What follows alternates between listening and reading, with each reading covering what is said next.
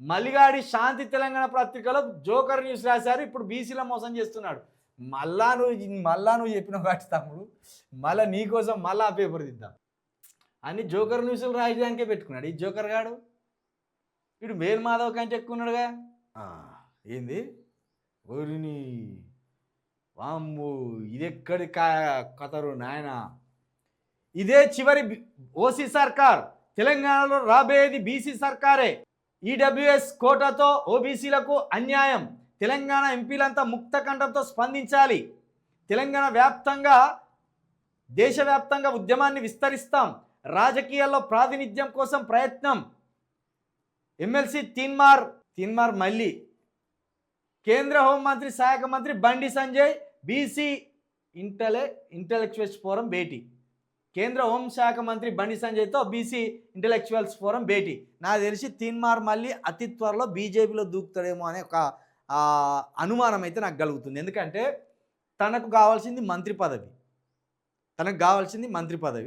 తనకు కావాల్సింది రాజకీయాల్లో ఉండడమే. ఏ తప్పు చేసినాము, ఏ అక్రమం చేసినాము, ఏ అవినీతి చేసినాము అనేది పక్కన పెడితే తనకు కావాల్సింది మంత్రి పదవి. ఆ మంత్రి పదవి కోసం బీజేపీలో చేరుతారు. అవసరమైతే బీఆర్ఎస్ అధికారంలోకి వస్తే బీఆర్ఎస్ కాళ్ళు కూడా పట్టుకుంటాడు. ఇప్పుడు ఈయన వట్టె జానయ్య గతంలో వట్టె జానయ్య మీద సూర్యాపేటలో దళితుల భూములు ఆక్రమించిందని, కొంతమంది భూములు ఆక్రమించిందని ఒక పెద్ద ఎత్తున కేసులైన జైల్లో ఉన్నాడు. మళ్ళీ బయటకు వచ్చిండు. బీఎస్పీ పార్టీ నుండి పోటీ చేసిండు. ఇప్పుడు తీన్మార్ మల్లి సోపతి పట్టిండు. ఇప్పుడు తీన్మార్ మల్లి గారు ఈయన దగ్గర ఉన్న డబ్బుతోటి మెల్లి అకౌంట్ రోజు ఆయనతో టైంపాస్ చేస్తారు. వట్టే జానయ్య గారు, మీరు చాలా లంగ సోపతి పడుతున్నారు. మీరు ఒక దొంగ సోపతి పడుతున్నారు. జాగ్రత్తగా ఉండుర్రి. ఆడు ఏ టైంకి ఏ టక్కుటమర విద్య ప్రదర్శిస్తాడో తెలియదు. ఇప్పటి వరకు ఆయనతోటి ఉన్న వాళ్ళందరినీ ముంచిండు. ఒక్కరిని బాగు చేయలే. వాడు తప్పించి వానితో ఉన్నోడు ఎవ్వడు బాగుపడలే. అందరిని నాశనం చేసిండు, అందరి మీద నిందలేసి బయటికి పంపిండు. ఇక మరి మీరైతే రోజు వాని భుజాల మీద వస్తున్నారు. జాగ్రత్తగా ఉండుర్రి. ఆడు పచ్చి లంగా. ఆయనకి వచ్చిన బ్రోకర్ విద్యలు వాని వయసులో ఉన్న వాళ్ళకి ఎవరికి రావు.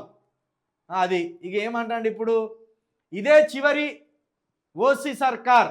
మరి రేవంత్ రెడ్డి గారు ఈ బడివేను, ఈ బద్మాషిని ఎందుకు మీరు సస్పెండ్ చేస్తలేరు పార్టీ నుండి? లైన్ దాటిన ఆయన పేరు ఏం పేరు, బహిష్కృత నేత బక్క జడిసిన అన్నను లైన్ దాటిండని ఆయనను పక్కన పెట్టిండ్రు. ఆయన పార్టీ నుండి సస్పెండ్ చేసిండు. మరి ఇంత లైన్ దాటుతున్న ఈ వ్యక్తిని ఎందుకు మీరు సస్పెండ్ చేస్తలేరు? అంటే ఈ వ్యక్తిని సస్పెండ్ చేస్తే బయటికి పోయి బీసీల కోసం పోరాడినందుకు నన్ను సస్పెండ్ చేసిందని ఒర్రుతాడనే భయానికి సస్పెండ్ చేస్తలేరు. ఎందుకంటే తిప్పి కొడితే ఇంకొక సంవత్సరం పాటు ఉన్నది ఎమ్మెల్సీ. ఆ సంవత్సరం తర్వాత మనని టికెట్ కూడా ఇయ్యరు. ఇక చూడు. ఇప్పుడు ఏంటంటే ఇదే ఓసీ సర్కార్, చివరి ఓసీ సర్కార్ అంటే ఈయన ముఖ్యమంత్రి అన్నట్టు. ఇప్పుడు ఈయన ఈ సిపాయి ముఖ్యమంత్రి. ఇప్పుడు ఒక పేపర్ పెట్టుకున్నాడు. మన జోకర్ గాని లాగా ఈయనకే పుల్లలు పెట్టుకొని లేపుకుంటాండు.